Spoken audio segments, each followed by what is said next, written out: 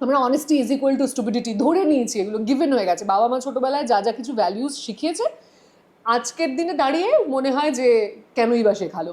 একজন মানুষ যাকে আমি এতদিন ধরে দূর থেকে দেখে এত তার প্রতি আমার একটা সম্মান ছিল, তিনি এভাবে নিজেকে ছোট করলেন, মানে দিস ইজ ইউ।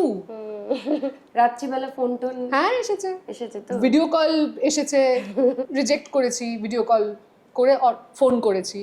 তখন বলে আরে ভিডিও কলটা কেন রিসিভ করছো না? মানে তুমি ফোনে বলো। তখন বলছে আর একটা কারণ আছে বলে তো করছি।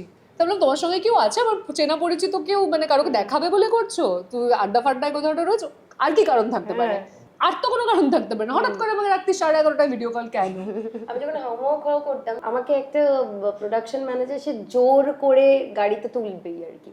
তো আমি বললাম যে না আমি যাব না। প্রোডাকশন ম্যানেজার চূড়ান্ত মদ্যপ এবং চূড়ান্ত গালাগালি দিতে শুরু করলেন যে তুমি যদি গাড়িতে না ওঠো, তুমি যদি পার্টিতে মদ না খাও, তুমি কি ভাবছো তুমি ইন্ডাস্ট্রিতে টিকে যাবে? প্রচুর নায়িকা হবে, ঘন্টা হবে, আরো গালি দিয়ে দিই। আমি না ভাবলাম যে এরা কি ভাবে আমাদেরকে, এরা আমাদেরকে কি ভাবে থেকে অনেক বেশি এই ক্ষেত্রে আমরা নিজেদেরকে কি ভাবে।